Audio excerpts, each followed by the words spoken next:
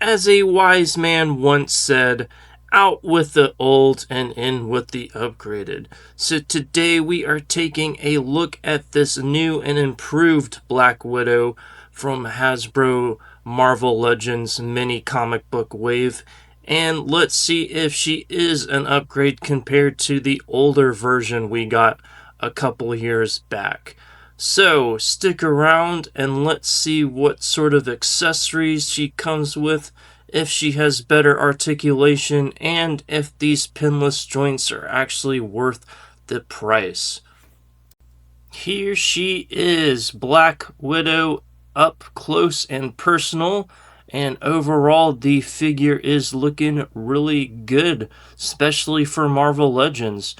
The tight gray jumpsuit or catsuit looks really good. As you can see, the Widow on her back with those wrinkles, everything is looking really good. The golden bracelets, or web stingers I believe they're called, but yeah, she looks really good. I think this is a definite improvement over the old one, especially with this new facial printing technology. She is not as wonky looking as the previous one, and I'm liking the design so far. And here is her head sculpt. Again, the paint apps or dot matrix painting is looking fantastic on her. The lipstick is applied nicely. You can see a hint of eyeliner and eyeshadow, and there's just the slightest bit of wash in her red hair, which makes it pop and makes it stand out more. I am really liking this figure so far. And just for fun, here is a comparison to the old one. Again, the paint apps aren't too bad necessarily, and there's definitely more of a wash in her hair, which I kind of wish the newer one had. But yeah, I'm liking the real face technology or dot matrix painting, whatever Hasbro's calling it, is a much nicer improvement overall. Starting with some articulation, her neck is on a interesting ball peg, and she can look all the way up for some flight poses or falling poses. It's a bit of gappage, but it's not too bad. She can bury her chin like so. She can look both directions, and she has pretty decent head tilt. I am overall impressed with this. Here you can see she can lift her arms just slightly above a T pose, and you can spin her arm all the way around. She has bicep swivel, pinless double elbows that go really far, which is impressive, and her hands are on a hinge and they can move up and down like so. She can move her arms in that far, and you can bring her arms out back that far, which is really nice. I'm not sure if there is a butterfly joint, but if there is, it is minimal. And she has some slight upper torso rotation. She can barely crunch forward and not lean back at all, but with the ab crunch, she can bend forward that far, lean back that far, which is really impressive. And the spider kind of extends on the back, which is nice. She can kick up that high, which is impressive for a Marvel Legends character. Barely kick back because of her badonkadonk. She has pinless double legs that go in that far. And she has upper thigh rotation. And her feet can go up and down pretty far, and they come with a ankle rocker.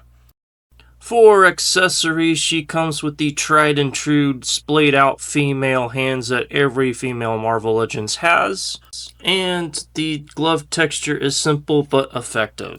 She comes with one right fist and one left semi-gripping hand.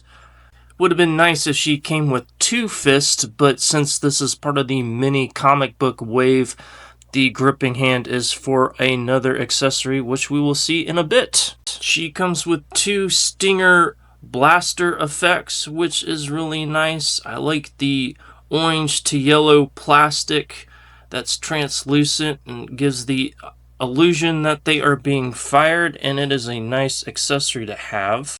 Next up are the smoking gauntlets. Again, the plastic is really neat with the orange fading up to black, giving off a smoking effect. Again, really cool accessories for her to have. It makes her more dynamic and much more fun to play with. And last but not least is the mini comic book accessory, in which she first appeared with Captain America and Wolverine. Kind of wish she came with the leather jacket, because I know she has that in the comics. And again, I'm not really a fan of it, but it is nice to have. Now on to some size comparisons. Here she is next to the older version of herself, and I gotta say the upgrades are definitely much better. And here she is next to another figure from the mini comic book wave, Cat Beast, and they look pretty good together considering they're part of the same wave. Here she is next to a fellow Avenger, the sensational She-Hulk in her Fantastic Four outfit, and I gotta say they look pretty good together. Moving on to a different line of figures, we have her up next to the Goku Saiyan raised on Earth. Here she is next to my custom Cassandra, using the Berenice head from Ezra and the Fury Toys female body. And last but not least, your standard 6-inch Black Series Stormtrooper. So yeah, overall this is a pretty cool figure. It is definitely worth the money for the upgrade, especially if you have the older version of the Black Widow in her 90s outfit. My few complaints are she doesn't come with a leather jacket, though I'm sure you can get a cloth goods version of this, and her belt is missing, but overall, again, this is a really good figure. Her articulation is really good, especially for a Marvel Legends figure, and you can get her into all sorts of crazy poses. So if you are a fan of this version of Black Widow, I highly recommend getting this figure.